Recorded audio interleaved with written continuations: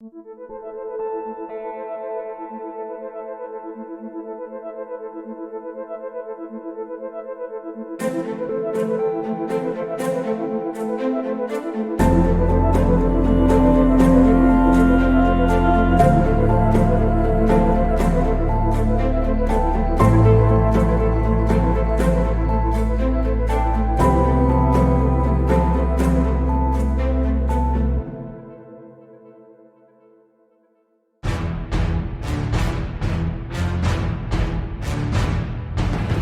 winning? And who's up shit creek without a paddle? This is your stop for unbiased election projections with BS free talk, analysis, and one cranky politico's insight into the very future of the world you live in. Broadcasting from the gateway to the motherlode in Waterford, California. This is the Election Recon Podcast. And now, he's carpet-bombing partisan zealots back to the Stone Age by delivering cold, hard reality to the fanatics first class. Your host, Army veteran, political operative, and election junkie, Josh Whitfield.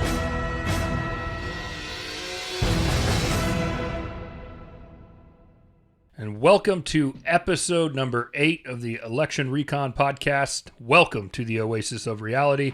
Of course, I'm your host, Josh Whitfield. Joining me, my official co-host here in Season 2, Alyssa Silva. Alyssa, Once again, I was lazy and didn't show up for work last week. And, a lot of people wrote in and said, what the hell's going on? And, I don't know. I went to Tahiti. Went to Hawaii. On vacation. I said, screw it. Screw this election. I'm out. I was, again, as everybody knows, I'm dealing with some health issues, and unfortunately, I just was not able to go last week again. So we do appreciate your patience. I appreciate at least those of you that wrote in very kind, sympathetic things. But I am feeling much better this week. Much better. Back at it.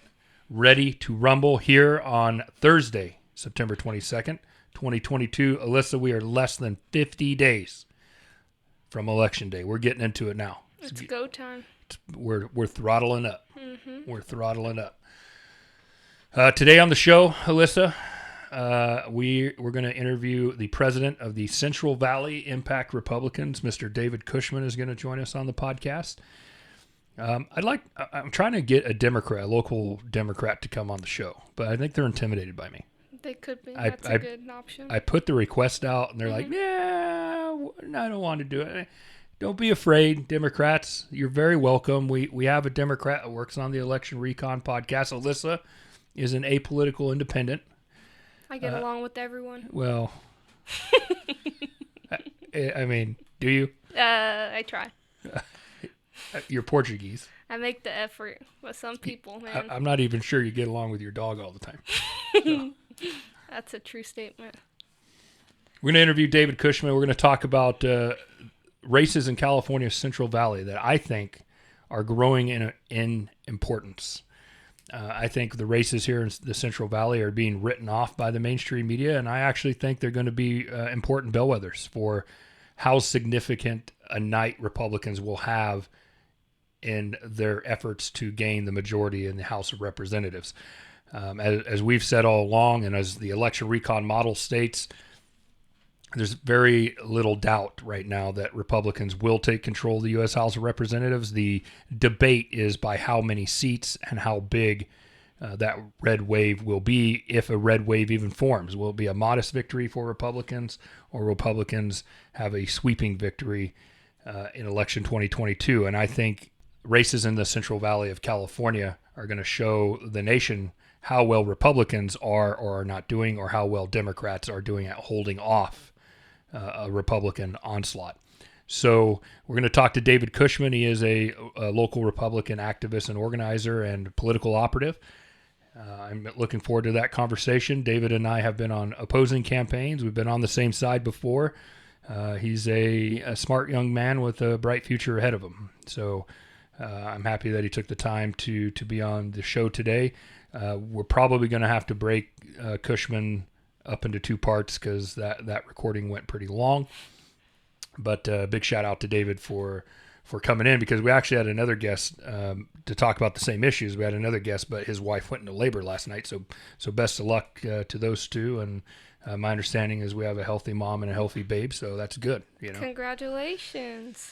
So without any further ado, Alyssa, cigar of the day. Cigar, it's your job. This is your job. Okay, you are my assistant. You're supposed to assist me here. Okay. I think she read Conan O'Brien's assistant, Sona Monsefsian. I think she read Conan O'Brien's assistant's book, The World's Worst Assistant, and she just applies it. Actively applies it. But I'm just kidding. Cigar of the day, Alyssa. Another Rocky Patel. This is a sun-dried Maduro. One of my favorites. And, I'm battling cancer while trying to give myself cancer. This is how it goes, man. But hey, you have to have a vice. Okay, I'm a combat vet. I don't do a whole lot of drinking anymore. I don't do any illicit substances, but I gotta have a vice. Is it fair for me to have a vice? Yeah, I feel like it's fair for me to have a vice. So just quit writing in why with this cigar hate because I'm battling cancer and I'm doing something that increases my chances of getting cancer. It's annoying. Okay, it's my life and I'll do what I want. The damage is done. Yeah, trust me. The damage is done. That's true. Alyssa, let's go right into the election snapshot. We've been out for 2 weeks, so there's going to be a lot to go over today. I'm going to try to breeze through it. For the first time in the election recon model, for the very first time, Alyssa, Republicans now favored in the election recon model to take control of the United States Senate. A very slim margin, but Republicans have the edge in our model, and that's because we had a flip in the state of Nevada. We had a lot of flips in the state of Nevada, 3 to be precise. Nevada trending very strongly right now for the Republican Party. Nevada's really been trending to the right since 2016, but now dividends are being paid. And here in the U.S. Senate, and we're going to show it on the screen right now, Republican candidate Adam Laxalt is now on top of incumbent Democrat Senator Catherine Cortez Masto, the successor of the very prominent former majority leader of the United States Senate, Democrat Harry Reid. Nevada, big changes we think are coming for Nevada. Republicans now in the lead in the election recon model by 1 seat, 51 to 49. Also in Nevada, we had a flip in the governor's race. Joe Lombardo now on top of incumbent Democrat Steve Sisolak in Nevada. And we had a congressional flip as well, Alyssa, in the Nevada 3rd. April Becker now on top of Democrat incumbent Congresswoman Susie Lee. And here is another thing. The other 2 congressional districts in Nevada that Democrats hold are at risk of flipping as well. Democrats right now in our model, 2 tilt seats for the Democratic Party. So Nevada, again, there's 47, 46 days of eternity left and things can change, but our model showing very strong trends for the Republican Party. And that's being pushed by polling, but that's also being pushed by demographic shift, voter registrations, the flow of money, but also what Nevada voters are telling us in data and polling is important to them. And the inflationary hits impacting really the city of Las Vegas, because Las Vegas is about 86% of the entire population of Nevada. Big gains for Republicans in Nevada. We have 2 more flips to talk about. Both are congressional seats. It's the New York 22nd. We now have Brandon Williams on top of Francis Caroli. I don't know if I'm saying that right, Caroli, but that's a hell of a last name to have in New York, Caroli, The Democrat out of there. Neither one is an incumbent. That is an open seat that is being battled, and the Republicans now on top by a tilt margin in the 22nd District of New York. That's largely being driven by the strong performance at the top of the ticket in our model at that state, where Lee Zeldin is, who I do not believe for a minute is going to be governor of New York. but he is performing very well for a Republican statewide in New York against Democrat incumbent Governor Kathy Hochul. And so that's very interesting. If he performs well, there may be Republicans down ticket that are have a point and a half improvement than they would have otherwise had. So we're going to be watching that. And of course, one of our districts that keeps flipping week in and week out, the Kansas 3rd, Amanda Adkins, now on top of Sharice Davids, the Democrat incumbent out of the Kansas 3rd congressional district, as that one keeps flipping in our model left and right as well. So we have several non-flips. I'm going to briefly go over them for our listeners who listen on the podcast and don't watch on YouTube. But for those of you watching on YouTube, we'll put that up on the screen now. The following are non-flips in the Republicans' favor. Oregon governor goes from likely Democrat to lean Democrat. Minnesota governor, likely Democrat to lean Democrat. Oregon, I don't know why Oregon governor's on here twice. Texas governor, lean Republican to likely Republican. The Nevada 1st Congressional District, lean Democrat to tilt Democrat. The California 9th Congressional District, that's the one here at home, Josh Harder versus Tom Patty. We're going to talk a lot about that with David Cushman in the interview segment. That goes from lean Democrat to tilt Democrat. The California 47th District, big surprise for me here. That's kind of an Orange County to San Diego type seat. Did not think this one was going to go. But that's lean Democrat to tilt Democrat. And the Oregon 4th, likely Democrat to lean Democrat. Four moves in the Democrats' favor over the last 2 weeks in our model. Massachusetts governor, likely Democrat to safe Democrat. Maryland governor, likely Democrat to safe Democrat. The Colorado 3rd Congressional District, safe Republican to likely Republican. And the Minnesota 7th Congressional District, tilt Democrat to lean Democrat in our model. Let's go ahead and take a quick look at the Real Clear Politics generic congressional ballot average. Democrats, the highest they have been since we started this season, 1.3 advantage on the RCP generic ballot test, but I don't believe in it. I I know Democrats, you are going to just hammer me in the comments and in the emails, but it is not Republican bias here. I have no problem saying that if the Democrats were up 1.3 points, I would have no problem saying that. We're completely data driven here, but they're up 1.3 points. They're up 1.3 points, Alyssa, because of these ridiculous registered voter polls still being put into the generic ballot. It's insane. There's no excuse for RV polls really to be in here. Likely voter screens should be put in after Labor Day, period, point blank. And as you can see here, for those of you looking on YouTube, I mean, YouGov, which I think is one of the worst polls this cycle. I think it's one of the worst polls this cycle. Democrats +5. Morning Consult, Democrats +5. Registered voters, Rasmussen reports, likely voters, Republicans +1. Fox News, registered voters, Democrats +3. New York Times, Siena College, registered voters, Democrats +2.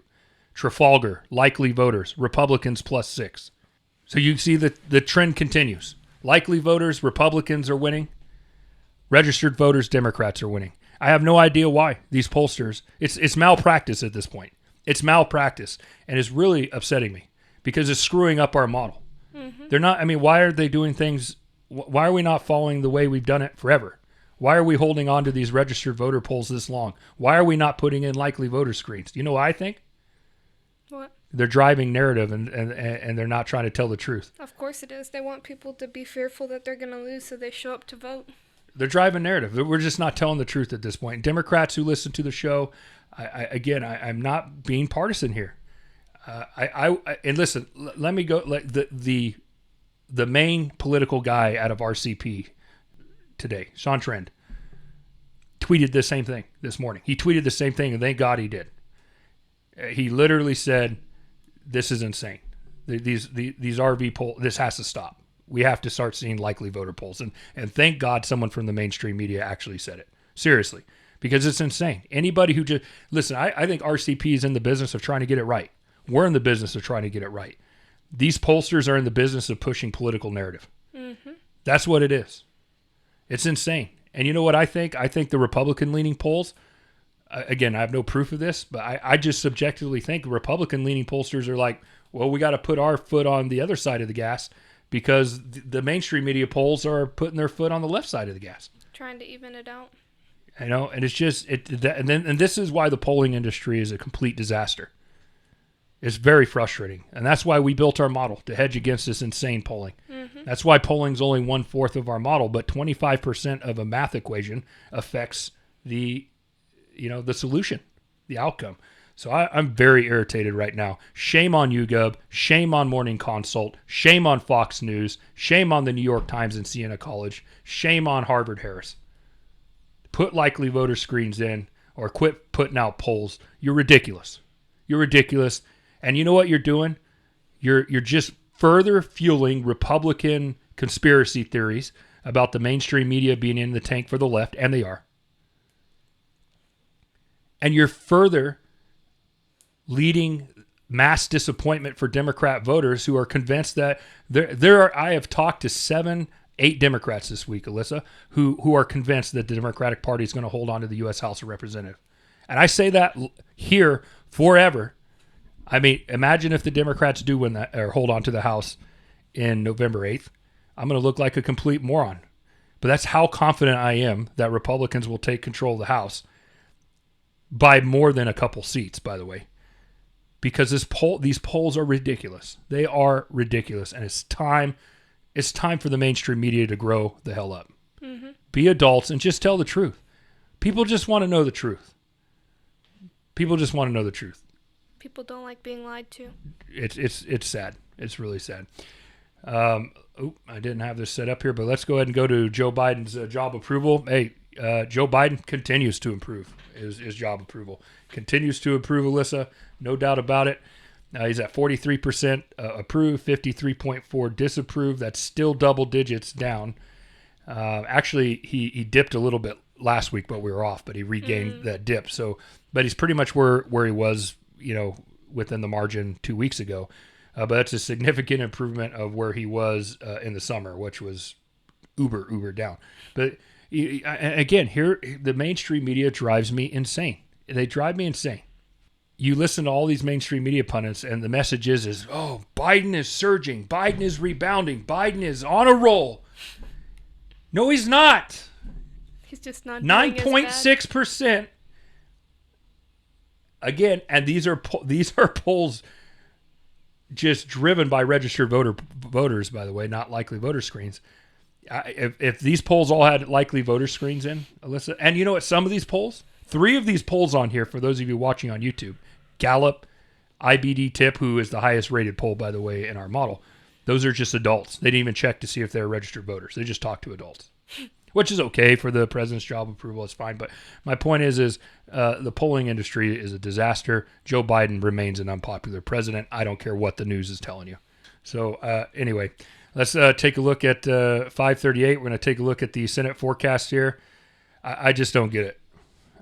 Listen, there are a lot of alternative media sources out there that just hammer Nate Silver and 538. Hammer them. I'm never going to be one of those people that does it. I don't think Nate Silver's stupid. I think he's a smart guy. I know that's a very unpopular opinion for the conservative folks that listen to this podcast.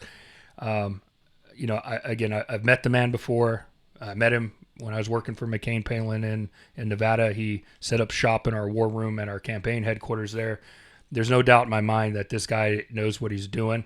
But I think as he has gained prominence and become part of the mainstream media, not an upstart, not a starter, Alyssa, he's part of narrative driving right now. He's buying into it.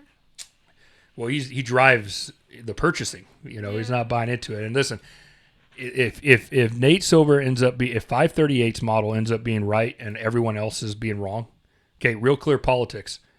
They have their Real Clear Politics projection, Republicans 2 seats. Real Clear Politics is further to the right of our model. Crystal Ball, Republicans are going to win the Senate. Yale's model, Republicans are going to win the Senate. This model is the only model I've seen. And there may be other models out there I haven't seen where Democrats have a 72% chance to retain the Senate. 72%. I don't get it. I don't get it. I do not buy for a second that Democrats have a 3 in 4 chance of holding the Senate and Republicans have a 1 in 4 chance. I just don't. It's largely my gut tells me it's largely being driven by how he's weighting the polls, and I bet you he's weighting the RV polls heavier than the likely voter polls. I don't know if that's true, but that's the only way I can think of how he's coming out here with this 72 and 100 and 28 and 100 thing for the U.S. Senate. I could be convinced that Democrats, even though our model disagrees, I could buy into an argument that Democrats have a slight advantage to hold the Senate. Sure, someone could make that argument to me, but not this heavily favored. The polling industry is a disaster. And to Nate Silver's credit, folks, I'm not here to bash Nate Silver. I disagree with the model. I'm at risk of him being right and us being wrong, just like he's at risk of being wrong and everyone else being right. He did come out and say that there's a 60% chance that one of the two models is wrong. His House model is wrong or his Senate model is wrong. So he did come out and admit that. But man, I don't know. And now he has this. This is what really makes me laugh. I'm sorry. I'm not bashing Nate Silver. I'm really not. I'm not trying to join that bandwagon. That's not why I'm here.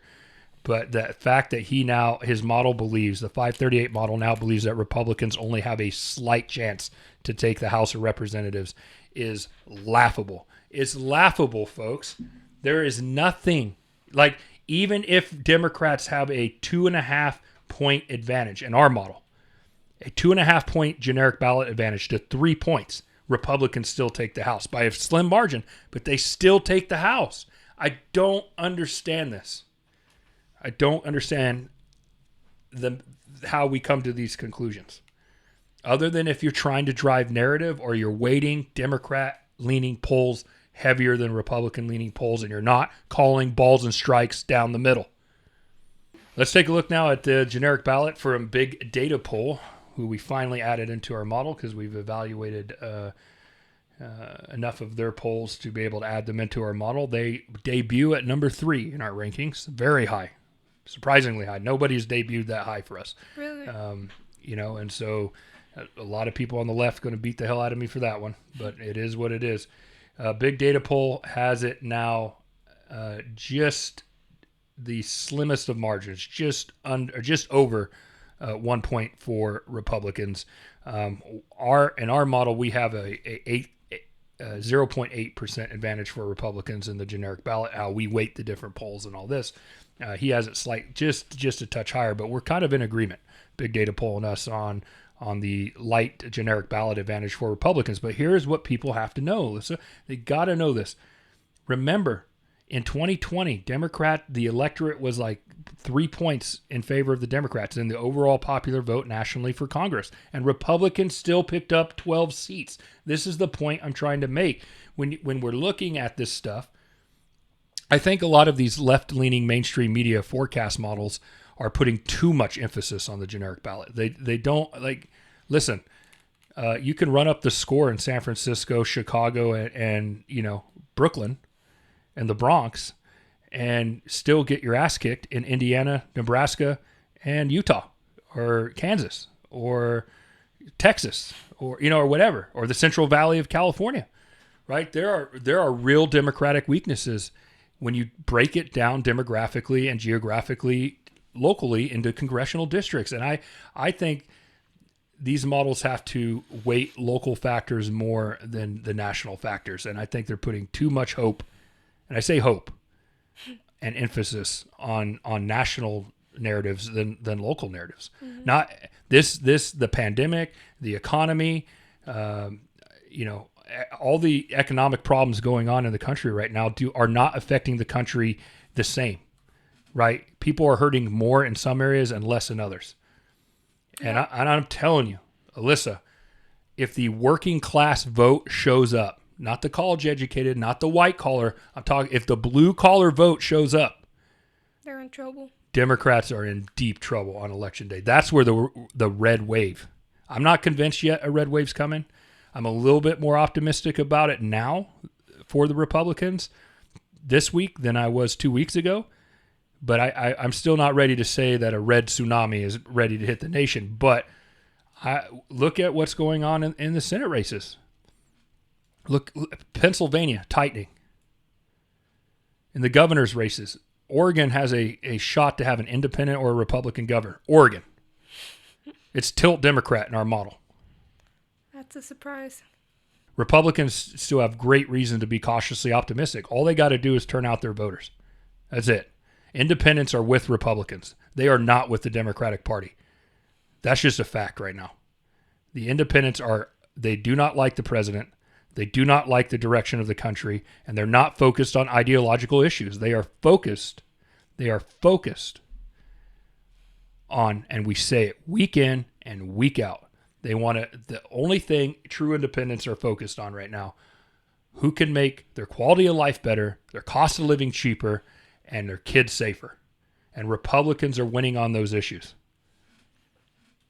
It's not abortion, which has energized a modest voter registration surge for women, which we believe is an advantage to the Democrats, but it's not enough to override. It's enough to tighten the generic ballot from the summer, but it's not enough to override Republican victories in some of these states. It's just not.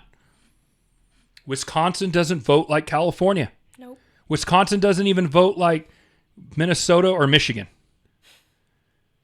Let's take a quick look at the election recon scoreboard. Updated yesterday at 3 p.m. Pacific time. We have the Senate now for the first time in this election favored for the Republican Party. Nevada was the flip there again. 51 seats for Republicans, 49 for the Democrats in the Senate. Republicans gaining 3 seats in the House, 230 now projected Republican victories in the U.S. House, 205 for the Democrats. Governors, 1 flip in favor of the Republicans, now at 28 governor's mansions for Republicans, 22 for the Democratic Party. No shift in the state legislatures, 32 upper chambers for Republicans, 18 for the Democrats, 33 lower chambers for the GOP, 16 for the Dems. And that's where the election snapshot stands this week. Definitely some trends in key battleground states. Mm-hmm. Republicans can lose ground in a state like Colorado. They can lose ground in the Northeast and still gain in the Southwest and the Midwest.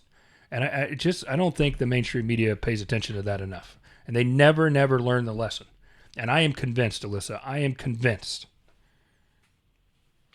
the polling industry is about to take yet another massive L at the end of this election. And I just do not know when the lesson will be learned. Maybe never. When will the lesson be learned? It's ridiculous. It's ridiculous. Now we go immediately and without further ado to David Cushman, the president of the Central Valley Impact Republicans, and my conversation with him. Let's go. And welcome to the first time to the Election Recon podcast, a behemoth, a legend, a man among men in Central Valley politics, David Cushman, the president of the Central Valley Impact Republicans, an organization I believe you started yourself, David. Thank you for joining us on the show today. Thank you so much for having me, and I thank you for the kind words. I got to say, I've now officially made it in politics. I'm on Election Recon, so but we have dozens and dozens of loyal followers. Okay, yeah, so, love it. We're like the Mick Foley of podcast shows for politics, but we have a good time here, man. Yeah.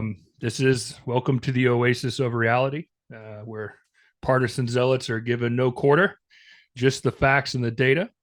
We're excited to have you, David. You're going to be way better at giving out your resume than I am. So go ahead and just take a few seconds and give us a background of your political history and how you got to start CVIR and why you're still running it. Sure. So, as you said, I am the president of Central Valley Impact Republicans. We're a local Republican volunteer organization in San Joaquin and Stanislaus counties. We cover both counties. I am in Manteca. I'm in San Joaquin, but it's close to the middle. So I go to both counties very frequently. So I did start the local chapter here back in 2019. We were previously a group called Conservative Republicans of San Joaquin County. We were just in San Joaquin, but we decided to kind of rebrand ourselves, rename, because we noticed there was really a need in both counties for a really solid, really active Republican volunteer organization. So We've been in both counties since 2019, so we've been very active in 3 cycles now in 2020, in the recall in 21, and then now in 22. So we've elected a lot of great candidates. We've helped elect a lot of great local candidates for a lot of different offices.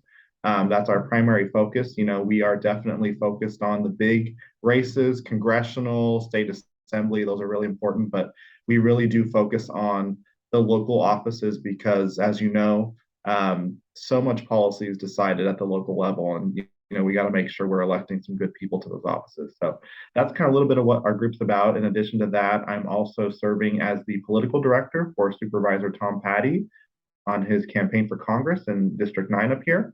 And I'm also a board member for the Central Valley Taxpayers Association.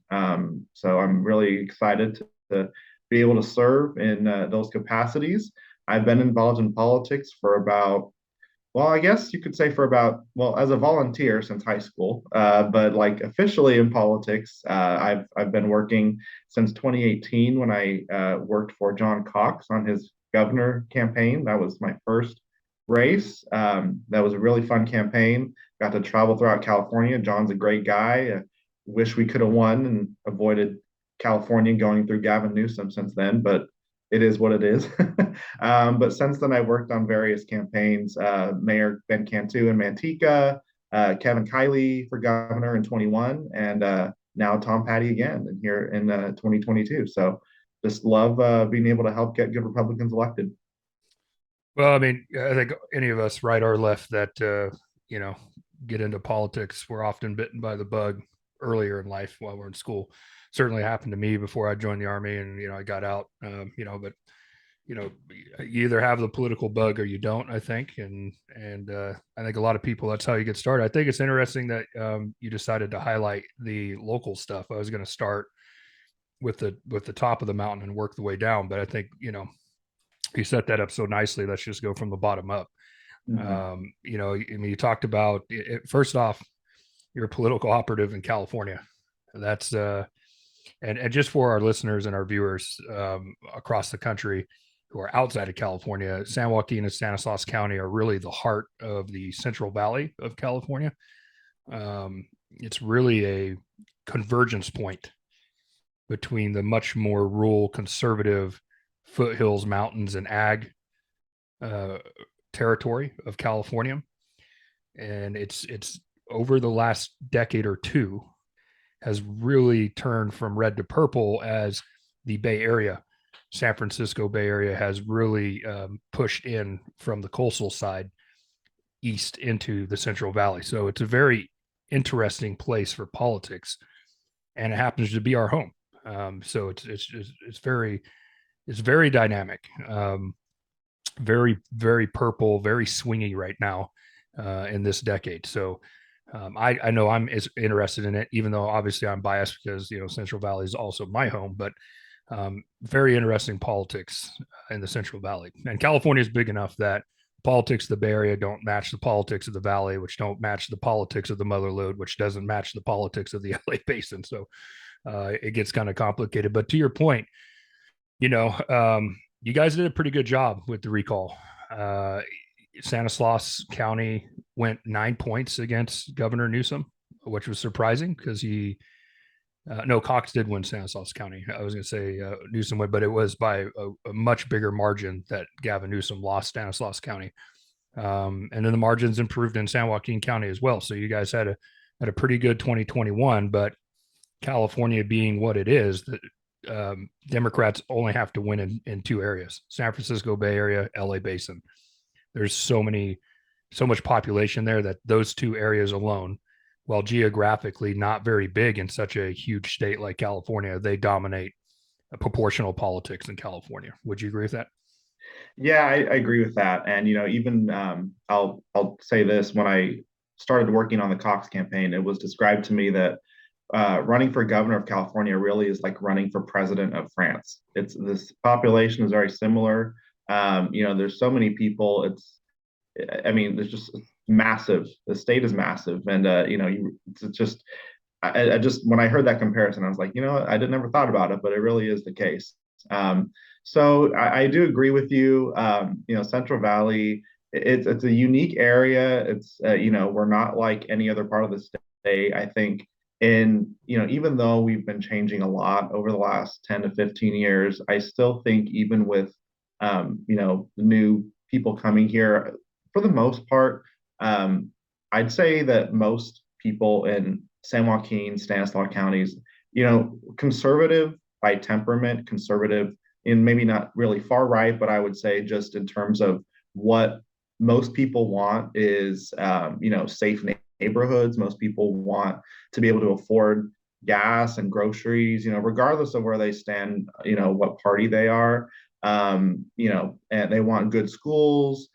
They want a safe place to raise their families. And so I think just naturally, I think, this area is conservative. So it's just a matter for the Republican Party to be able to capitalize on that and say, hey, we're the party that shares your values and wants to make sure that, we make the Central Valley a place that you want it to be. So, yeah, I don't, there's a lot of opportunity for us here. Yeah, it's interesting that you put it that way. I don't know if I completely agree that it's conservative in the sense of the political definition of conservative. I tend to think that the data shows it very much more moderate. And I think the election results locally over the last 10 years have really shown it, both with the exception of because I go off voting records, really. I don't, I mean, you and I both work in politics. We draw copy points all the time. Our job's to spin things in the real world to put our clients in the better light, and that's the job, that's the industry. But I mean, this is the land of Condit, Cardoza, Radonovich, Denham. The exception here being Harder, but he ran as a moderate. His voting record, I mean, there's probably going to be a lot of local Democrats that send me hate mail over that. But the voting record is the voting record. In the last two cycles, the guy voted with Nancy Pelosi 100% of the time. She is not popular. She is the most unpopular politician 3 years running now of all politicians in the country here in the Central Valley. Of course, that's typical. There's a big resentment of Central Valley folks for Bay Area folks, and she represents San Francisco, so that goes into it. But yeah, I just don't know if the data supports conservative in the political term. But I would say common sense. I would say the Central Valley median income is among the lowest in the state. There's lower median incomes out in Death Valley and the Inland Empire and stuff like that. But the Central Valley has a very strong agricultural industry, but the per capita income, not everywhere, but in most places, is below the median for California. So I tend to agree with you on the issues, though, 100%. Central Valley voters care about good schools, low crime, quality of life. And I've been saying it on the show all year long. I think it applies nationally right now. This election is going to be about who can make quality of life better, who can make cost of living cheaper, and who can make kids safer. That's really the three issues that are going to dominate this electorate, not the ideological issues. But where I think both parties in the Central Valley go wrong, and I'd love to hear your take on this, and then I want to roll into the elections, local and higher, is I think both parties have such a marketing problem in the Central Valley. They have no idea how to talk to Central Valley voters. They both parties, and I mean party leadership, not the rank and file here in the Central Valley, but I'm talking about Sacramento and DC in particular. For both the Democrats and the CRP, they just have no idea how to talk to Central Valley voters and the issues that are important to them: water, healthcare, education, public safety, and the local economy. That's it. It's all that's every poll. It's all they care about. This insinuation that Dobbs v. Jackson, or this insinuation that Donald Trump or Joe Biden dominate the thinking of local Central Valley voters right now is just, I don't believe that to be true. I think right now Central Valley voters are struggling to put food on the table and gas in their cars, and that's what's really dominating. And they may disagree of who's at fault for that, but that's what's dominating their thought process. What say you? Yeah, I hear it all the time, knocking on doors and making phone calls for Patty or for other candidates. And we're primarily talking to independents and Democrats who we've identified as being moderate to conservative. And there's a lot of them here in the Central Valley. So that's primarily who we're talking to. And at the doors, I hear it all the time. It's just, we care about, I mean, we can't afford groceries. We can't afford gas right now. That's what they care about. Even to that point, I mean, that struggle is so difficult for so many of us that, they're still not fully tuned into even the election at this point. There's still so many people, undecided or saying, I haven't even had time to look at the candidates or research anyone. I'm just worried about making ends meet. So, Absolutely. And you know it's what? going to be an interesting election The for sure primary because of the that. the primary turnout supports that point you just made 100%. I Yeah. mean, it would, I mean, we always kind of have low primary turnouts here in the Central Valley, but man, it was abysmal. It was one of the lowest turnout elections ever, really. Yeah. I And think per part of that capita. too might have been unique to California in that the recall, it's kind of fatigued a little bit from that Oh yeah, carryover, but no question. it's a combination of all of it, Yeah, I think. it's really just been here in the Central Valley. It's just been politics in these people's faces really since 2016. Yeah. But so many, I mean, they're just so burnt out right now. I had somebody email me the other day and go, I am so sick of seeing these stupid signs everywhere. They never get taken down. Isn't there a law about, things where they got to take it down, which obviously there is, but you know how it goes. There's so many signs out there. Campaigns just lose track of them and all that. Yeah. But and then when you lose, the motivation to go to go out and So it's take always more signs fun down to goes take away. signs down when you win than when you lose. I'll say No, that. I've been no, on both sides of it. So no kidding. Again, I want to circle back. I mean, I don't know how you feel, but I really feel like for my entire career, and as I'm getting older, I'm getting more salty about it, but more senile maybe. But I really feel like, again, not just, I mean, as my listeners know, I'm a Republican. I'm probably a little more to the center than you are on some issues, but a little bit more libertarian minded. I think my time in the military really has made me that way. But um, I would I have no problem saying that the Republican Party, the establishment leadership, sucks at marketing. They have a massive marketing problem. They do not know how to talk to working class voters, and now the left has that problem as well. 25 years ago, the Democrats were the party of the working class, but now what everyone talks about the MAGA v establishment civil war in the Republican Party, which is absolutely raging. There's no question about it. The populist movement is, I think, gaining serious traction in the Republican base. But the Democrats have their own civil war. That's environmentalism versus labor, and environmentalism is the natural enemy to labor. There's a lot of industry workers, oil field worker, hard hat labor guys who have shifted. I think labor's up for grabs, despite what the union bosses are, and where the union money goes. I think there's enough empirical evidence to suggest that nationally, at least, union members it may be, instead of 80-20, it may be closer to 60-40, and Republicans are gaining every cycle with these working class voters because they're being pushed out of their jobs. And I wouldn't be able to really cite hard evidence to that, but that's my theory of how working class voters, and really the Trump effect, right? The MAGA effect, it really attracted them. That's true. I mean, Trump wouldn't have won in 16 if he didn't win the Rust Belt and win that type of voter over. But I don't know. I don't believe the Republican Party has successfully capitalized on retaining those voters. So I think those voters remain to be free agents. A lot of them are Obama Trump voters. When we saw in 16, which surprised all of us, how many Obama Trump voters there really were, significant percent of the electorate. Do Mhm. you agree that both parties really just they're so bought into the status quo and their ideological narratives that they just have a communications and marketing problem, or is it run deeper? Well, I would say that, in terms of kind of party leadership or people who've been in the business for a long time, once you've done something for so long one way, it's really hard to change. And I think that's just human nature. It's not necessarily a knock on them, but that's kind of where we see, Trump did really rearrange coalitions a lot. And I think that both parties are still, in terms of leadership, still trying to adapt to that.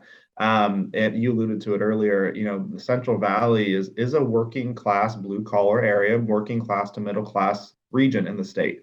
So we're seeing that a lot, that shift a lot here, whether it's in San Joaquin, like you said, Stanislaus County shifted a lot in the recall. Merced County, I believe, did as well. These are core working class areas in the Central Valley. So I think in time, the Republican Party, I believe, will catch up to that. I hope it's sooner rather than later. I think it's just going to take a little bit of time for everyone to really, get off whether, is it a temporary thing because of Trump, or is it really a long-lasting change in people's allegiance to parties? And I think it's a long-lasting change. So I hope the sooner that, people in both parties get used to that, the better. And I think that's better for the Republican Party long term. Yeah, nationally. I mean, I don't want to give any viewers the false hype or hope that I think that the Republican Party has a chance to regain majorities in California anytime soon. But hey, if there is a pathway, right? It's not impossible, even though it seems impossible. If the Latino shift continues and that trend continues and becomes permanent, plus working class shift, I mean, California could become tighter again for sure. Let's talk about the two races that you're kind of involved in, and I'm you have your ear to the ground, your eyes on the ball. Very interested to see I've seen a couple private polls now, and I've seen one public poll from RMG Research in California 9, and Tom Patty versus Josh Harder in 9. Congressman Harder, obviously the Democrat incumbent, knocking out Jeff Denham in 2018. He's running for his third term. And then in the 13th congressional district, we have California State Assembly member Adam Gray running in a newly drawn district against local nursery owner John Duarte. Very interesting. The polling is much tighter than I think national pundits understand these races. And I'm not saying that just to juice it up or it's my home, or there's no Republican bias here. I just go, we strictly here in the Oasis of Reality go off the data, good, bad, or ugly. In 2020, we got hammered by, everywhere I went, local Republicans go, I really like your podcast, but Donald Trump's going to win for sure. And I said, hey, look, our model doesn't think so, our model never had Trump ahead, and we missed the popular vote by 0.2 of a point. So, we did pretty good. We only got one state wrong, and that was Arizona, which we actually had going for Trump. We're data driven, and the data that we see in the election recon model right now is that nine just this week went from lean Democrat to tilt Democrat in our model, and 13 has been going back and forth in our model, tilt R to tilt D. And a lot of local Democrats are just, oh, Josh, you're just a Republican, local Republican. You're blinded by your bias and all this. But the reality is, I have a Democrat partner that works with me on this model, and we don't make any changes unless we both sign off on it. So it's a bipartisan effort. I think these races are really close. Now, my assessment, and then I want to let you finish and have the last word as we wrap up here. But my assessment of these races is this. I think if you go from really Garcia's district down in Santa Clarita, Valadeo's district, just outside of Bakersfield, Hanford, Fresno, the Adam Gray Duarte race, and then Harder Patty, the wave will build south to north. And I'm really going to be looking on election night to see how well they do. Now, not necessarily because Garcia is in a much more Democratic district, but I just think he's proven that he can beat Chrissy Smith twice. And I think Democrats really, that was an unforced error there to put her up a third time. I'm a little bit more bullish on Garcia's chances, and we're not going to talk about that race, but just for my listeners, Garcia is the Republican, Smith is the Democrat. Valadeo Salas, that's going to be a real interesting fight because they're both fairly popular. Down there. Valadeo in the last two elections, he's been in super close ones, lost one, then regained his seat 2 years later. But I'm really interested in this Duarte Adam Gray race. I would have said when that race shaped up and the primary finished, before I started seeing the data and the model started running, I would have guessed Gray would have been a hands-on favorite in the 13th. I really would have, the Democrat. Does not appear to be the case. And as we look in the crosstabs and the polling, it appears to me Adam Gray is carrying baggage that John Duarte doesn't have, and that's a voting record or a lack of a voting record in the sense that Adam Gray votes present quite a bit or abstains quite a bit. And that seems to, as in the private polls that I've seen where that's been tested, that's a negative mover on him that's really weighing him down. And quite frankly, John Duarte, who had an unsuccessful race for MID, the irrigation board, is running a much better campaign this time around. He seems to have learned from his mistakes the first time out.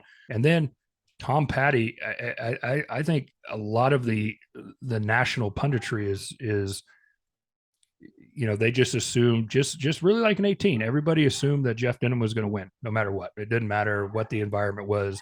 Denham is a local favorite. He always wins. He's going to win close, blah, blah, blah, blah, blah. I don't know. I mean, I get the sense locally that 18 and certainly Josh Harder feels like he's in trouble. He's got more money than God. He hasn't given it out to anybody else. He puts a mailer out every week. He's spending his money consistently. He just attacked Tom Petty, and this is textbook projection. This is I literally spit some coffee out when I saw his most recent attack ad hitting your guy for homelessness and high gas prices. It is the textbook. It's textbook projection. Like, listen, the local supervisor, the homelessness crisis in California is a statewide problem. It is not a local problem to any region. So to insinuate that a local politician is responsible for the homelessness crisis in California or that district is pretty sad. It's pretty silly, in my opinion. But that is an indicator, and I'm not knocking Josh Harder's run his campaign for all you Josh Harder lovers out there. I'm not taking that's not a stupid campaign decision, right? Project your party's deficits on the other guy and try to deflect. That's just great. It's a very strong campaign strategy. So that's not a knock. It's expected. But what that signifies to me is that Josh Harder doesn't feel as confident in his chances as the mainstream media feels in his chances. So to consolidate my point and make the editing very difficult for my producer here is the point I'm trying to make is I'm going to be looking at California 9, California 13 in particular on election night, because if there is a red wave, Republicans will pick up one, if not both of those seats. If there's not a red wave and it's more modest, I think Republicans lose both of those seats.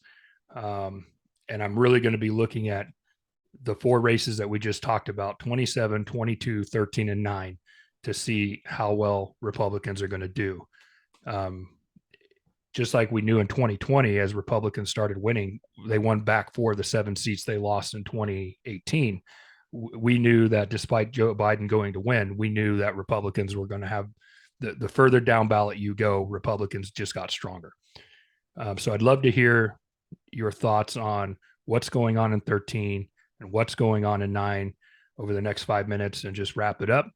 How do you think it looks on the ground? Do you think my suspicions are right, that the mainstream punditry is just written off the Central Valley and they just assume the Democrats are going to win here and that's not the case? Or do you think it's still a real uphill climb for Republicans as the mainstream media contends? I agree with you, and it goes back to our point earlier is you really have to be from here to really understand what's going on. You can't sit from a perch on the other side of the country and kind of assume that, just be, that we follow trends because we do. You really have to have your ear to the ground and can be familiar with the landscape and familiar with the voters to understand what's going to happen. I'll say this point about Josh Harder and the negative attacks you mentioned. As campaign operatives, we know that you don't attack an opponent or you don't name an opponent unless you have to, and clearly he feels he has to, and that tells you all you need to know about how he feels about his chances, like you said. So I'll say this about Adam Gray as well. He's kind of been able to hide a little bit in Sacramento, and kind of been able to portray himself as a moderate. But when you get to DC, you can't do that, especially if you're in a position where your vote decides the agenda for your party. Is he going to vote for Nancy Pelosi to be the speaker? As a Democrat in Washington D.C., you can't hide, and he's not. We've seen this with Josh Harder. He tried to run as a moderate in 2018, and we've seen his voting record. You can't hide when you get to D.C. Adam Gray won't be able to hide. So, I do think that's a problem. His missed votes. Not voting on the gas tax suspension. Well, he voted for SB1, I believe, when it first passed in 2017. I think that's a huge point, and I'm sure, and I believe that John is mentioning that a lot, I would assume, and I think that is not good for Adam to have that vote. But I think just to talk about these two races in general, I do think that when we're looking at the votes coming in, that's going to tell us what kind of night Republicans are having, and I'm optimistic. I do think both seats are going to go red this year because just talking to people on the ground, this is a working class area. People care about the price of everything going up. They care about these things, and it's not good for the Democrats. So as long as folks know that Tom Petty and John Duarte are on the right side of the issues for them, it's just, if we can get that message out, then they're going to win. I believe that. Voters are ripe to vote for Republicans this year, as long as they know what these candidates stand for. I think they're going to win. So that's my thought. Yeah, I mean, I was talking just to finish up here before my producer shoots me. I was talking with a local Democrat the other day who's was just convinced Josh Harder is going to win by the margins that he won in 2020. And I was just listening. I didn't really contribute to the conversation. I was just really kind of listening in the group conversation. And the only thing that I said in that conversation is like, hey, Stockton just elected a Stockton, California, a Democrat stronghold without question, just elected just a hop, skip, and a jump ago a Republican mayor. I mean, and it wasn't a close race. And it wasn't. I was just going to say it. It wasn't even. It wasn't even It was not close. And so again, that goes back to the point you're circling back. I think California Central Valley is dynamic, and it's much more moderate than either party believes. You talk to local Republican activists, and I say it all the time. And you've been in some of these meetings where I'm asked to speak, and I hammer at them is like, look, guys, this is not, this is the Central Valley is not ultra conservative, and it's not ultra liberal. It's not. It's a work. The over 60% of the electorate, again, cares about putting food on the table and who's going to take care of their kids. And that's the only thing that drives them. It's the only thing that drives them, and protecting their jobs, protecting local water rights. Like, this is what people are engaged in, not all the ideological crap out of Sacramento and DC. And the reason why they're not engaged there is because they're hurting. They're hurting, and they've been hurting for a long, long time. And I think the first party, locally or otherwise, to figure that out about the Central Valley is going to have long-term success. Well, listen, I think a lot more media folks should be paying attention to these Central Valley races. I do not agree that the generic ballot nationally right now is in the Democrats' advantage. It's overwhelmed by registered voter polls. There's no reason to have RV polls without likely voter screens in after Labor Day. I believe that the mainstream media is doing that because they know it's a Republican advantage right now, and they're driving narrative, and it'll be very interesting. And I think people are focused on other races that they think will be close. My gut says they won't be close, and it'll be races like 9 and 13 where the mainstream media doesn't believe it's going to be close that end up being the real battlegrounds coming here on November 8th. David, thank you so much for spending way double the time I asked you to spend here. We may have to break this up into 2 parts, but you may be on the podcast twice because we may have to break this up in 2 parts. But I think it's critical. And I didn't pick these 2 races today because this is our hometown area. In terms of the pathway to a significant majority for California, for the Republican Party, the 4 races I mentioned are really going to determine. They're going to be a thermometer of Republican, how big the wave is going to be, so to speak. So I appreciate you giving me your time, my friend, and thank you for joining us on the podcast today. Thank you so much for having me. It was great to spend my morning with you.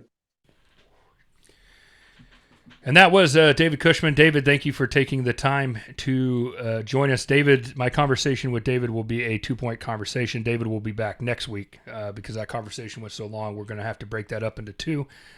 This week, of course, you guys saw that we talked about California 9, California 13, and the races in the Central Valley. Next week on the show, David and I's conversation is going to be about the local effect and building a local bench and both parties' failure to communicate with Central Valley voters, Alyssa. And I think both parties, as you heard in that conversation there, both parties suck. They are terrible at marketing and communicating with working class Central Valley voters. They just don't get the issues. They're out of touch. They're San Francisco, LA, Sacramento, and DC. And they just don't understand the problems that we have here. Nope. And here in the Central Valley, it's very simple. It's the 3 things that I talked about. Let's say it again. Cost of living, quality of life, safe kids. So looking forward, my geek nerd electionness is my geekiness on the Central Valley races is growing, and I don't think the mainstream media is talking enough about it. So we're going to go to the Grunt's perspective now, Alyssa, and this is another issue that has me fired up. Again, the Grunt's perspective is the one segment of the show in which I'm blessed to bloviate on an issue that drives me nuts. This happened a couple weeks ago, and it is regarding Congresswoman Karen Bass from down in Los Angeles. She's running for mayor of Los Angeles against another Democrat. 2 Democrats advanced to the runoff. They're battling down there, but a terrible thing happened. I don't wish this to happen to her. Like I'm not celebrating the fact that this terrible thing happened to her, but it does raise some questions. And the one thing that pisses me off more than anything, what is that? A hypocrite. Hypocrisy drives me nuts. We're going to go to CBS Los Angeles here as a man broke into the home of Congresswoman and LA mayoral candidate Karen Bass and stole just 2 items in the entire house. Stole just 2 items. A break-in at the home of an LA mayoral candidate. Congresswoman Karen Bass says thieves stole guns from her home. And tonight, police are asking for your help to track down those responsible. KCAL 9's Lauren Posen is here now live with more on that break-in and the candidate's response. Lauren. Well, Christine, when we were out there today, we saw a handful of patrol cars in U.S. Representative and L.A. mayoral candidate Karen Bass's neighborhood. Detectives were also knocking on doors, talking to neighbors.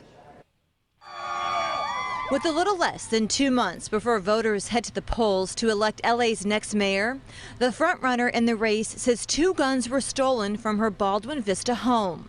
Congresswoman Karen Bass says she came home Friday night, saw someone broke into her home and called police. She didn't specify what types of guns were missing.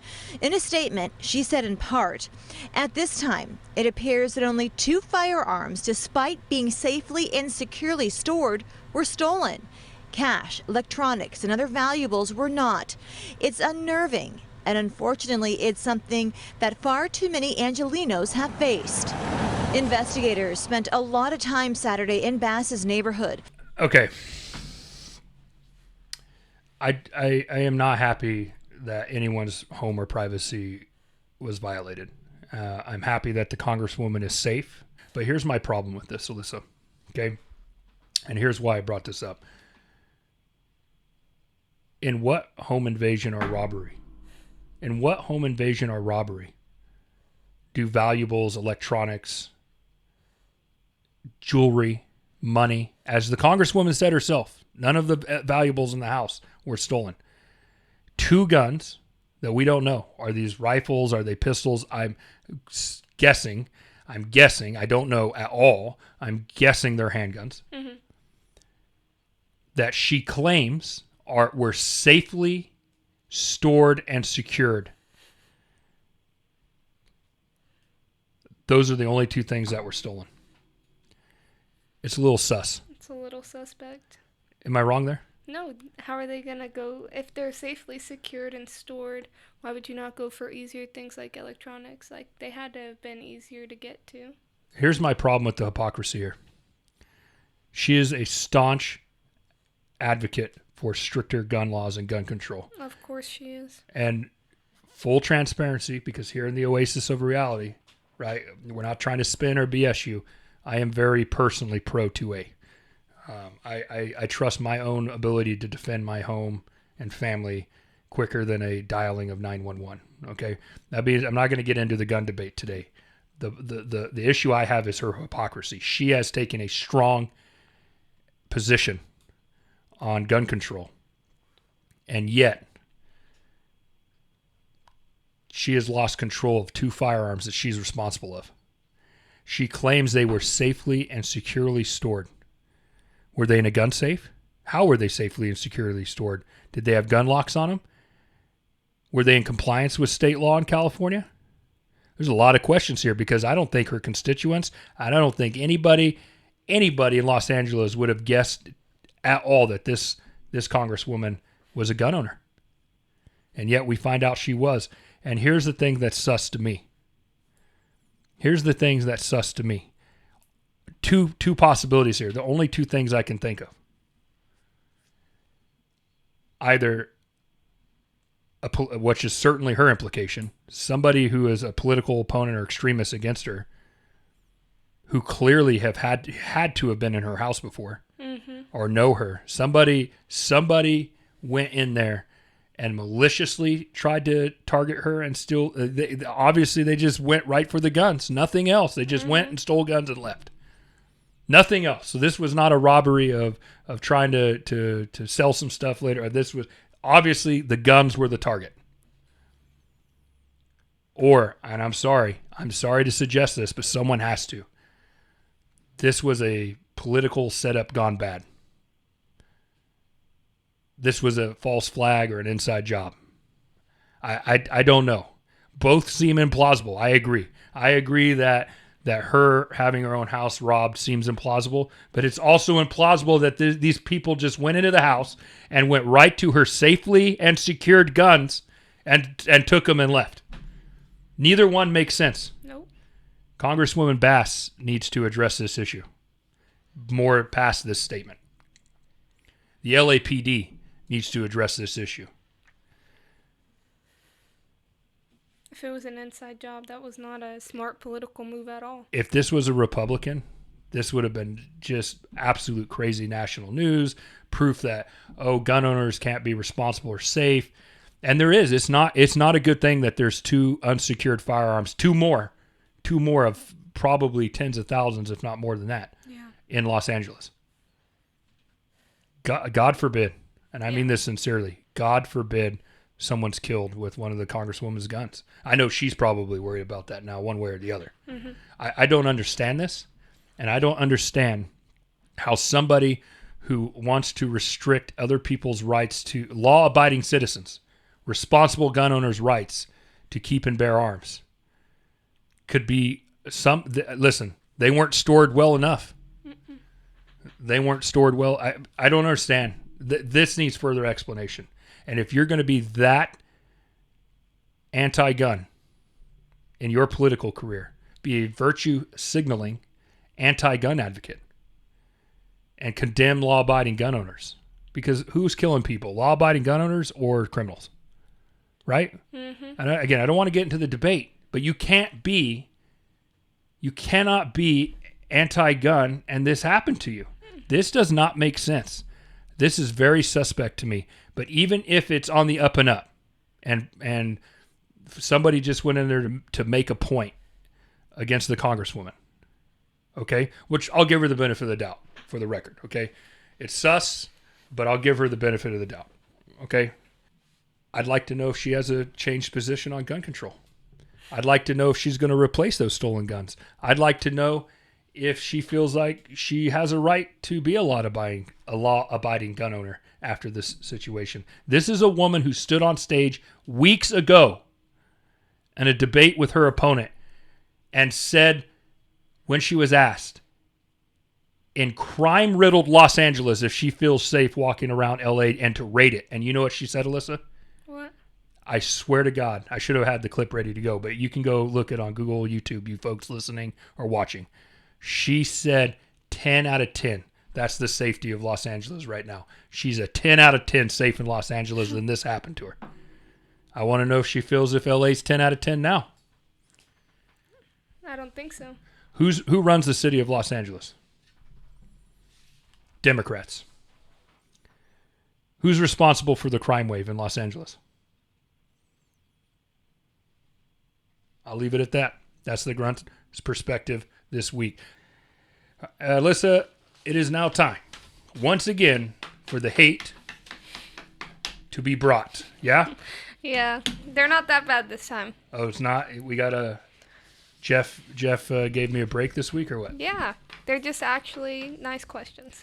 Well, it's time for the three-pointer segment. Silva, it's time for the three-pointer segment where you, our loyal listeners and viewers, get to write into the show. You can write your questions in. We take 3 of them every episode. You can write your questions into Elect Recon, Elect singular, electrecon@gmail.com, or you can DM us on social media. We are on Twitter, Facebook, and Instagram at Election Recon. That's at Election Recon. You can also find us online at electionrecon.com. Go to the Contact Us tab and send in your questions or comments there as well. You can also leave comments on YouTube or any of our social media spaces. We will pick 3 to answer each and every week. Just because yours doesn't get answered this week, we reserve the right to bring it up in further weeks. We love hearing from you. We sure would like if all of you would also take the time to like and subscribe, hit the bell, and all the other things I don't understand on the social media stuff, okay? Because it makes Jeff happy, and when he's not happy by being a Marine, he eats crowns, and he gets crazy, and then we have to pump his stomach, and it's tough. So please like, subscribe, and share. We sure would appreciate it. We do this show for you. No one here makes any money. We do this because we understand that the world is so full of shit. It requires the oasis. We were called as 4 people to come together and build the oasis of reality. This bar is open to all of you to drink, to partake, to drink from the grog of fact and truth. Alyssa, give me the first question. Do you really see any scenario where Republicans win Arizona governor and lose Arizona Senate? I don't think that's possible. It will be either a red sweep or blue sweep of the state. Mitten from YouTube. Sure. Mitten? Mitten from YouTube. Yeah, hey, thanks for writing in, Mitten. Sure. Yeah, I see a scenario. Of course it could happen. We see split states all the time. I mean, I guess it's less common, but it's common enough. You have states that have senators from each party. You have states that have Democrat governors and Republican senators and vice versa. So sure. Yeah. Listen, Arizona is a fickle place.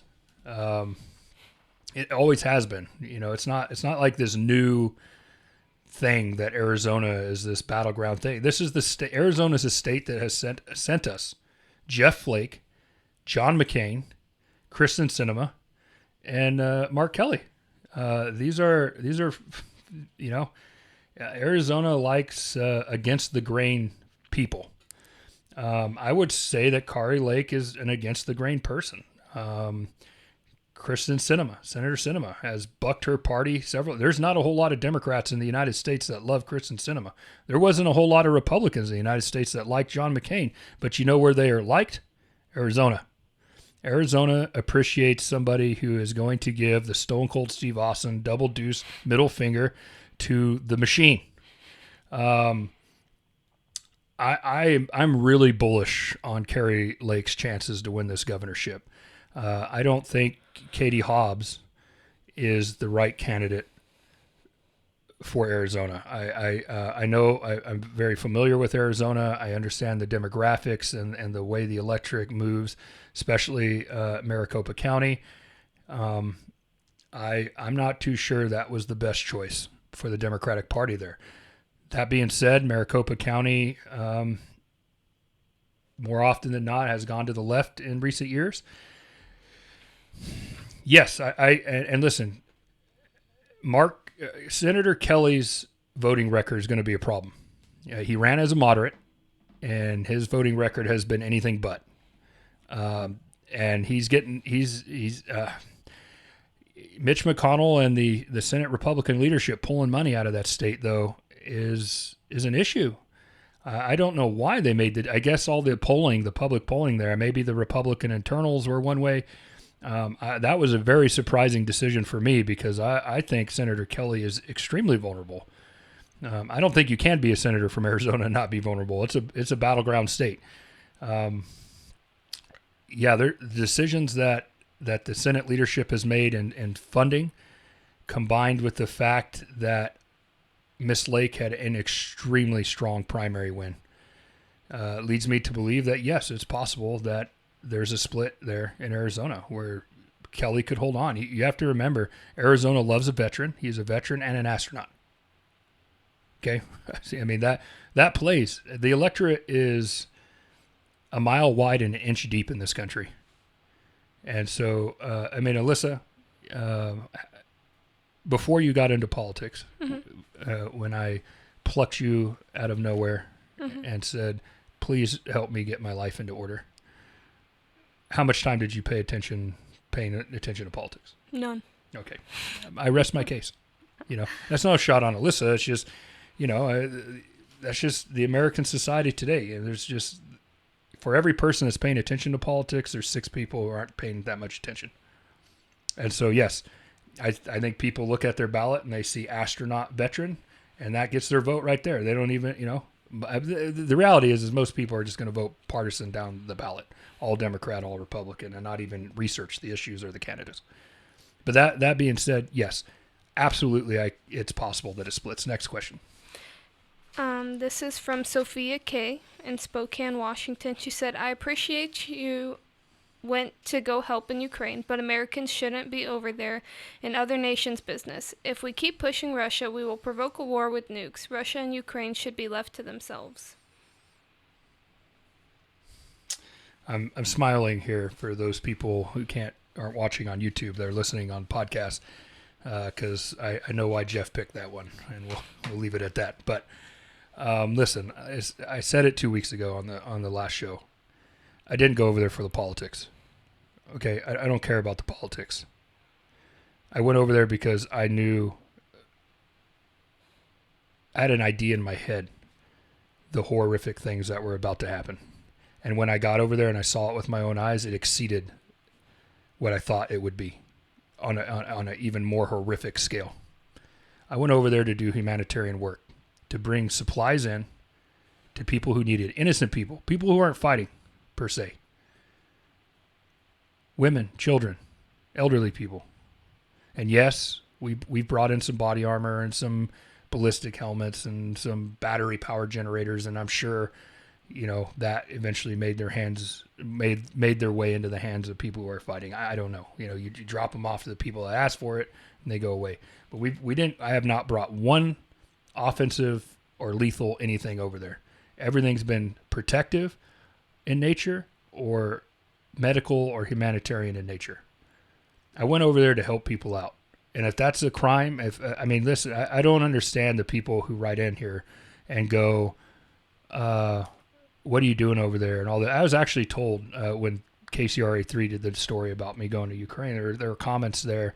I don't pay attention to the comment sections, but other people do who care about me, and they're like, did you see this? I want to find this person and drag them into the street. And I'm like, dude, who cares? That person clearly, the high of their day was talking shit on the comics section of KCRA 3 News. Okay. I don't give two craps about that individual.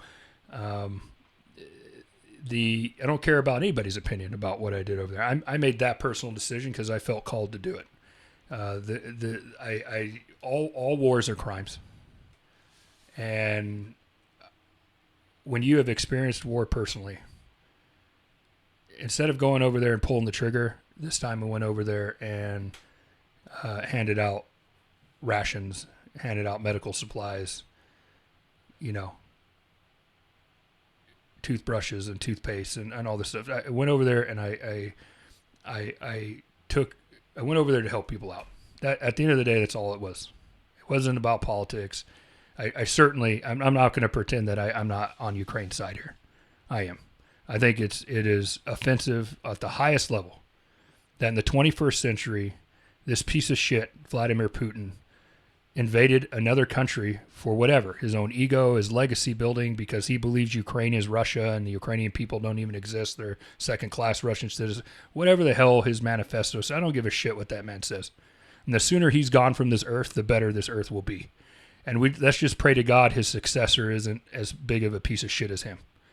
Because make no mistake about it, Ukraine did not invade Russia. NATO did not invade Russia.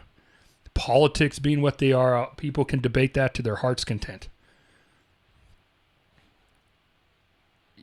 All of you out there can debate the politics. I didn't go over there for the politics. I didn't go over there for Donald Trump. I didn't go over there for Joe Biden. I didn't go over there for Vladimir Zelensky, though I thought it was pretty cool when he said, I don't need a ride, I want guns.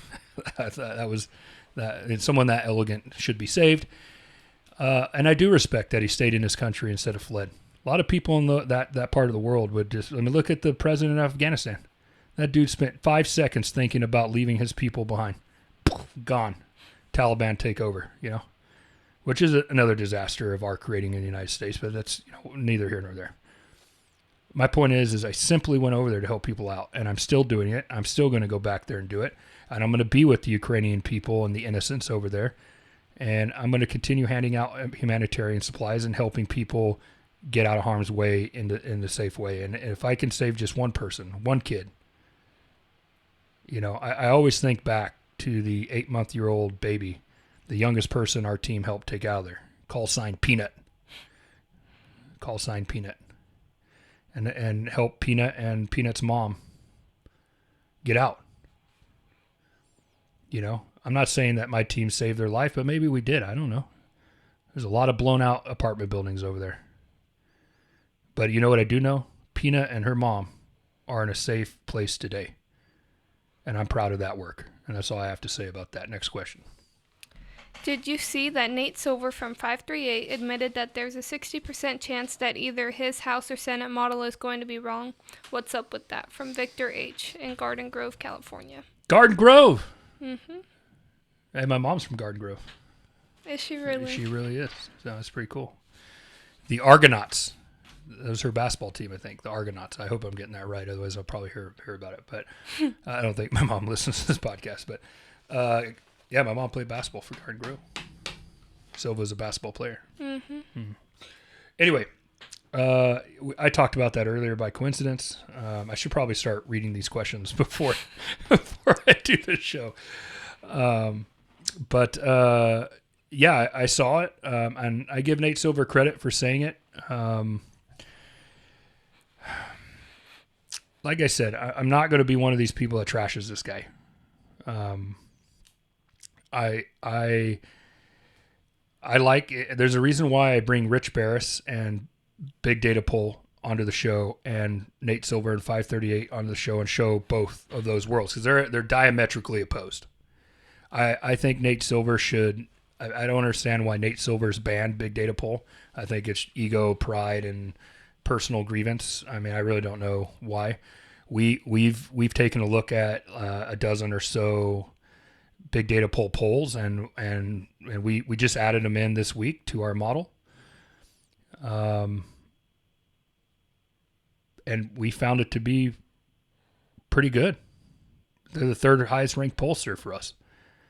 A lot of people dig us for having Susquehanna and Trafalgar Group highly rated in our model. But they're right. Like, we're just going off whether they're right or wrong. So if you're one of these people that believe Rich Barris and Big Data Poll are lying, or Trafalgar Group's lying and faking their polls, or Susquehanna's faking their polls just because they have more Republican worldviews or whatever, well then what the hell does that say about the polling industry? If you believe, which we don't, I want to be clear. I think Rich Barris and Big Data Poll is excellent. I really do. I just think people get his because he does like an opinion politics thing too, and I think people take that and they hate him for it, and therefore they shit on his product and his work, and that's stupid. You know, that would be like people who, I'm going to bring Aaron Rodgers and the Green Bay Packers into this because I'm a Packers fan, but there's a whole lot of people that hate Aaron Rodgers and then shit on his product. You know, I actually tend to like Aaron Rodgers, and obviously I'm biased. Because I'm a diehard Packer fan, but I like Aaron Rodgers. But you know who can argue with the man's product? He's the 4-time MVP. He's one of 5 quarterbacks who's thrown 450 touchdowns in NFL history. Not only is he a 4-time MVP and a Super Bowl champion, he's a back-to-back MVP right now and the reigning MVP of the NFL, and yet people still shit on his product. It is possible to say, I don't like this person, but I can objectively look at the work and say it's good work. People have got to start pulling their emotions and their ideology out of factual-driven things. That's why we're here. That's why Election Recon is here, folks, is we're just trying to give... Yes, I throw my opinion on the Grunt perspective, but when we talk about the numbers, when we talk about the election, purely data-driven, no opinion goes into our projections. None of it. That's why I partnered with a Democrat, and she partnered with me, because we both believe in just trying to tell the truth, and we have to agree to make any changes to our model. Does that make it? Is any projection or forecast perfect? No, never will be. But we do our best to not to call the balls and strikes fair, and to just strictly go off the data. My one problem, I will say, with Nate Silver over the years is that when he gets it wrong, he doesn't own it. And I would have more respect for Nate Silver and 538 when it's blown to say, hey, look, we got it wrong. Or there have been times where he said, hey, the polls were wrong. There was so much polling error that it affected our model. Well, then fix your model. Because you did pretty damn good in 2008, Nate Silver. You did pretty good. But man, in the last 3 to 4 cycles, it hasn't been great. That's just the truth. I'm just going off the results. What he projected versus what happened. But here's another thing, too. People look at his projection. They don't understand statistics and math, right? Back in 2016... basically he said Trump had a 1 in 5 chance to win. Hillary Clinton had a 4 in 5 chance to win. I play poker for money. I often bet on a 20% hand when it comes time for it. Does that make sense? That's where you make your money. When someone else has a really great hand and they're very confident in winning, but you have a chance of winning, and then you hit on the flop, the turn, or the river, especially the river. That's where you take someone to the cleaners. You know what I'm saying? So you got to understand statistics and math. A 1 in 5 chance is still a real chance. Okay? So, and his model's kind of there, right now. It's like a 1 in 5, 1 in 4 chance that Republicans win the Senate.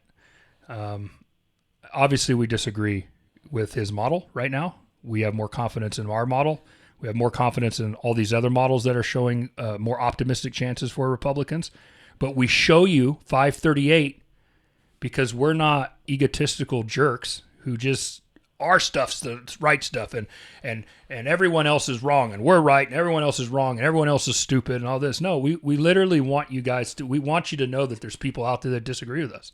So if you think Josh Whitfield and Lauren Mayfield and Jeff Rockwell are stupid morons and they don't know anything and they're biased and they're dumb, we believe 538. Well, good. Believe 5. Come to your own conclusion. We we're all veterans. This is first and foremost a show that we started doing for our friends who are veterans who are just trying to figure out this political stuff. We left the military. We got into politics. We started this for veterans. It's become a little bit bigger now, but first and foremost, this is by veterans for veterans. We're just trying to show you guys everyone's point of view. It's the same reason we show Rich Barris. Diametrically opposed. We're a little closer to big data poll, or much closer to big data poll than 538, but we show you everyone. And if we were closer to 538, we'd still show Rich Barris' stuff, because Rich Barris is often right, very often right. I don't know. I mean, I would hope that the majority of our listeners and viewers out there are here because they want to take a break from all the echo chamber shit, all the MSNBC, CNN, Fox News shit, and just spend an hour and a half with us and hear what's going on objectively, not subjectively. Hear a little shit talking from a veteran who, is overweight and past his prime. Okay. But just we're trying to be something different. It's low budget. We're not making money. We're doing it for fun. We're doing it for you guys. I mean, we take it very seriously. We've been right 2 election cycles in a row. We want to be right, a third time. But we're just trying to give you an hour and a half break from the bullshit, and just give it to you straight up. And if we're wrong, I'm going to tell you right now, if we're wrong, we'll own it. And I would have much more respect for Nate Silver when he gets it wrong, instead of getting mad and cussing at people who dare to challenge his intelligence and integrity, and just own it when he's wrong and go to fix it, make adjustments. And to be fair, over the years, he has changed his model, added to his model, expanded. He's obviously a smart businessman. He's gone from a guy I met with a laptop and a blog in 2008 to a election statistical. I mean, he does everything. It's not just politics. It's sports. It's everything. It's all this statistical stuff. So I give the man credit where credit's due. But yeah, I mean, he's clearly in the tank for the left in his personal view. I mean, we all have our biases. That's why I'm open and honest about being a Republican. I'm not going to hide that from folks. That's why I'm open and honest about Lauren being a Democrat.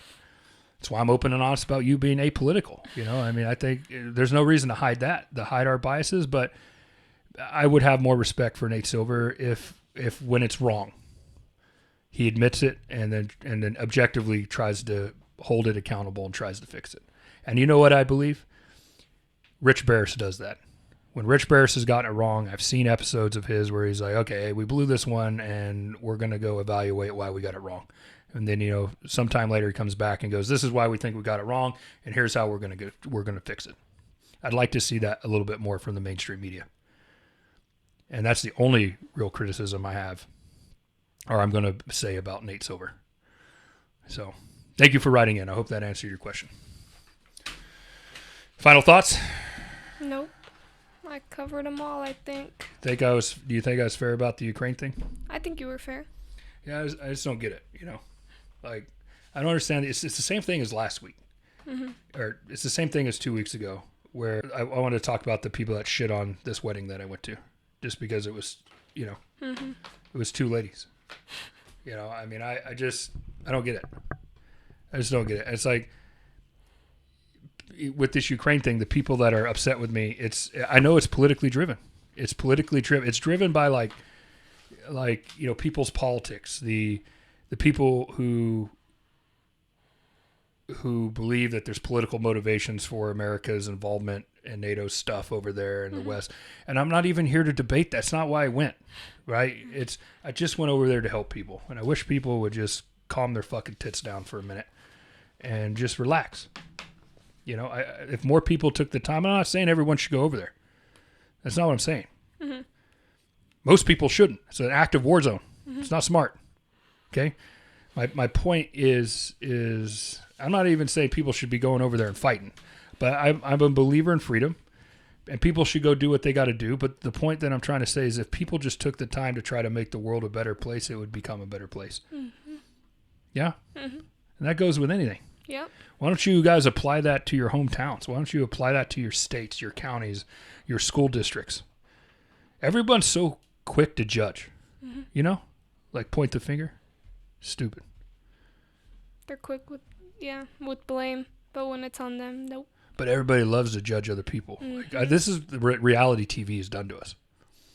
You know, this is what Keeping Up with the Kardashians and Jersey Shore and The Real World and all that bullshit has done to us. You know, it's become the fashionable thing to be like, well, look at her. Look at her clothing. Look at him. Wow, wow, wow. Like, how about you just fucking pay attention to yourself and quit fucking worrying about what they're doing over there? You know what I'm saying? The world would be a better place. It drives me crazy. That was episode 8. Thank you for being with us. I will endeavor to make it next week. I appreciate you guys' patience. Unfortunately, symptoms are what the symptoms are sometimes, and got to do what I got to do. So I definitely hate missing the podcast. I don't like reading all the anxious, like, where are you guys? What happened? Are you blah, blah, blah. We will put these episodes out as consistently and regularly as we can. So with that ado, that has been episode 8 of the Election Recon Podcast. Thank you for being with us. We'll see you next week.